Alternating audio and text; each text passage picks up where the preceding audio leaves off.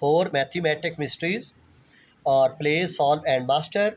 और page number 67 पे चलते हैं, चैप्टर नंबर 4 है हमारा, ये आप देख लें।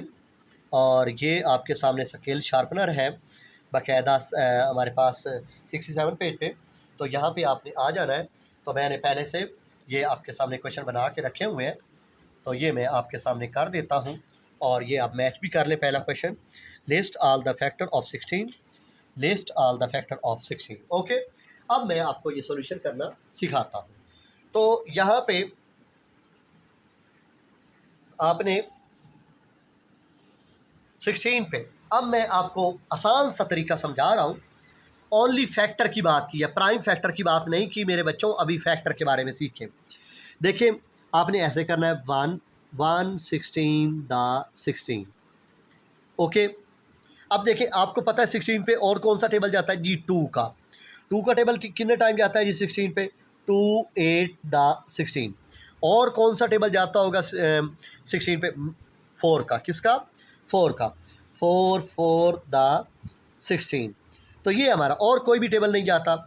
तो यहाँ से आपने ऐसे शुरू करना है और ऐसे।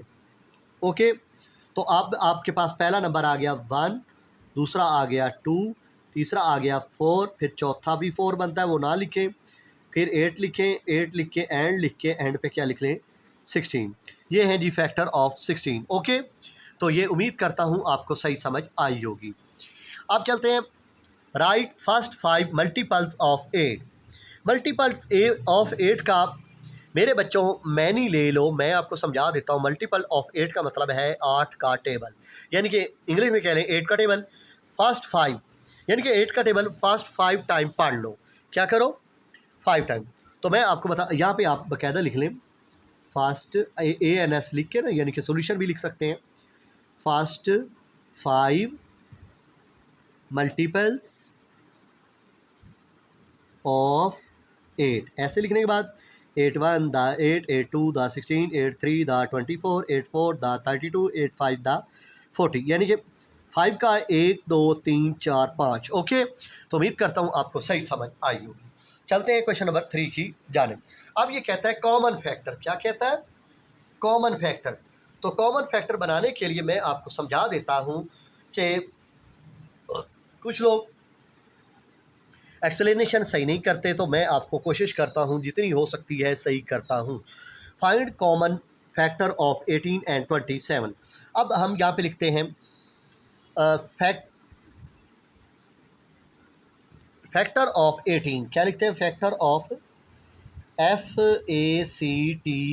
Factor of 18। 18 लिखने के बाद आपने देखा, अब 18 पे कौन कौन सा टेबल जाता है। पहले तो 1 का भी जाता है, फिर 2 का भी जाता है, 2 9 द 18, फिर 3 का भी जाता है, 3 6 द 18, 4 का टेबल नहीं जाता, 5 का टेबल नहीं जाता, 6 का टेबल जाता है, 6 3 द 18, और मेरे हिसाब से 9 का जाता है, 9 2 द 18। ओके, और 18 1 द 18। अब आ जाते हैं फैक्टर ऑफ 27। 1 का टेबल भी जाता है, 3 9 द 27, 9 3 द 27, और एंड पे लिख लिया 27। कॉमन फैक्टर का मतलब होता है सेम सेम। कॉमन का मतलब क्या होता है, सेम सेम। बस ये थे अब आपके सेम। और अब आप इंग्लिश में लिख सकते हैं कॉमन फैक्टर ऑफ 18 एंड 27। यहाँ पे लिखेंगे बाकायदा इंग्लिश में, common factor of 18 and 27 is 1 3 and 9। That's called answer. Okay, तो ये आपका क्वेश्चन नंबर था 3। उम्मीद करता हूँ सही समझ आया होगा। चलते हैं क्वेश्चन नंबर 4 की जाने।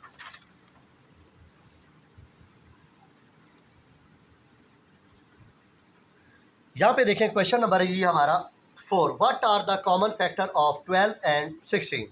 ये तो वही तरीका है। अब यहाँ पे लिखते हैं कॉमन फैक्टर ऑफ 12। 1 का टेबल जाता है जी 12 पे, 2 का टेबल जाता है जी 12 पे, 2 6 द 12 होता है, 3 4 द 12 होता है, 5 का नहीं जाता, 6 का जाता है, 6 2 द 12, और मेरे हिसाब से और कोई भी नहीं जाता, सिर्फ 12 लिख लें। ओके, इसके बाद आपने लिखना है कॉमन फैक्टर ऑफ 16। 1 का जाता है, 2 का जाता है टेबल, 2 8 द 16 होता है, और 3 का नहीं जाता, 4 4 द 16 होता है, 8 2 द 16 होता है, और 16 1 तक। ये 1 कॉमन हुआ, ये 2 कॉमन हुआ, और कौन सा कॉमन है देख लें। नो नो नो, कोई भी कॉमन नहीं है। तो अब यहाँ पे लिखते हैं common factors of 12 and 16 is 1 and 2, that's called answer. Okay, ये आपका आंसर था। इसके बाद आप चलते हैं जी,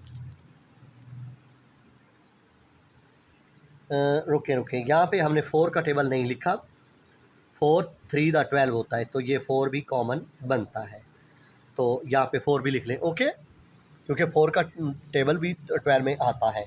इस तरह अब चलते हैं, ये क्या कह रहा है इंग्लिश में 5वें क्वेश्चन में, आर दीज नंबर्स फैक्टर और मल्टीपल्स ऑफ 6। क्या 6 के टेबल में जो जो जाते हैं वो बताएं। क्या कह रहा है, 6 के टेबल में जो जो जाते हैं वो बताएं, except for all numbers are multiple of 6। यहाँ पे देखिए मैं बताता हूँ, 6 के टेबल में ये 12 भी जाता है, इसको सर्कल कर लिया, और ये 18 भी जाता है, इसको भी सर्कल कर लिया, ये 24 भी जाता है, इसको भी कर लिया, और 36 भी जाता है। तो हम यहाँ पे लिखते हैं 12 18 24 एंड 36। क्या लिख लेते हैं, मल्टीपल्स ऑफ 6, ये आंसर है आपका। इतनी सी बात है। ओके, तो ये 4 नंबर जो है, 5 टोटल थे, जिनमें से 4 नंबर 6 के टेबल पे जाते थे। ठीक हो गया। इसके बाद ये कहता है कि सर्कल करें। क्या करें, सर्कल करें all number that are factor of 10। क्या ये उन नंबर को जो 10 के टेबल पे जाते हैं। पहले तो 1 का टेबल जाता है, 1 1 द 1 10 द 10, 2 5 द 10, 5 2 द 10, ये नहीं जाता, 10 1 द 10, बाकी नहीं जाते। तो हमारा आंसर बनेगा ANS लिखने के बाद आप लिखे 1 2 5 एंड 10, दैट्स कॉल्ड आंसर। बस इतना सा आंसर है। उम्मीद करता हूँ आपको सही समझ आई होगी।